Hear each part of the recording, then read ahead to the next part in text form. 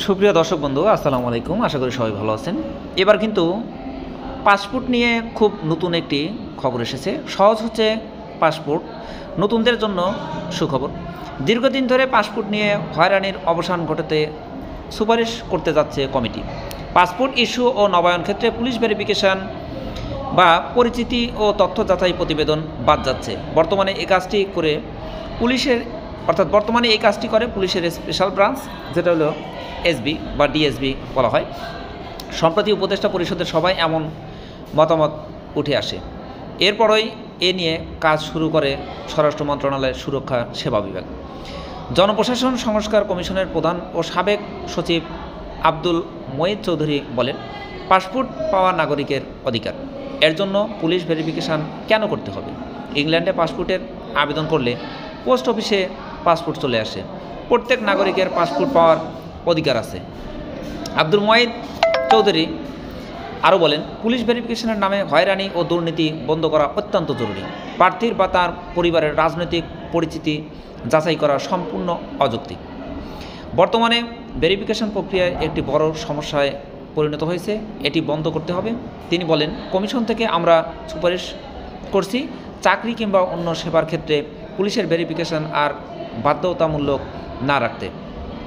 এটি কোথাও আর থাকবে না। স্বরাষ্ট্র মন্ত্রণালয়ের সুরক্ষা সেবা বিভাগের একটি সূত্রে জানা গেছে, পুলিশ প্রতিবেদনের অপেক্ষায় এ মুহূর্তে সারা দেশে 16,000 পাসপোর্ট ইস্যু ঝুলে আছে। প্রতিবেদন পেতে অনেক ক্ষেত্রে দীর্ঘ সময় লেগে যায়, অথচ অনেকের অসুস্থতাজনিত চিকিৎসা ও অন্যান্য কারণে দ্রুত দেশের বাইরে যেতে জরুরি পাসপোর্ট করার প্রয়োজন হয়ে পড়ে।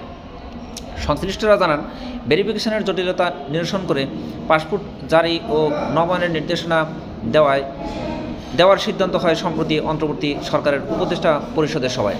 প্রধান উপদেষ্টা ডক্টর মোহাম্মদ ইউনূস ওই সভায় সভাপতিত্ব করেন। এর পরিপ্রেক্ষিতে জরুরি ব্যবস্থা নিতে স্বরাষ্ট্র মন্ত্রণালয়ের সুরক্ষা সেবা বিভাগকে নির্দেশনা দেওয়া হয়।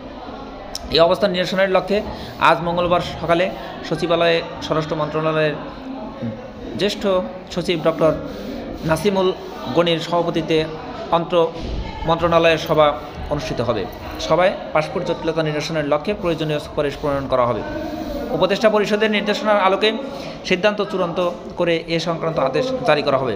সভায় প্রধান উপদেষ্টার কার্যালয়, আইন, বিচার ও সংসদ বিষয়ক মন্ত্রণালয়, প্রবাসী কল্যাণ ও বৈদেশিক কর্মসংস্থান মন্ত্রণালয়, পুলিশের বিশেষ শাখা সহ অন্যান্য বিভাগের প্রতিনিধিরা উপস্থিত থাকবেন। এর আগে পুলিশ সংস্কার কমিশন গত 19 নভেম্বর জমা দেওয়া সুপারিশে জানায়, চাকরি ও পাসপোর্ট ভেরিফিকেশনের ক্ষেত্রে রাজনৈতিক সংশ্লিষ্টতা যাচাই বন্ধের প্রয়োজনীয়তা রয়েছে।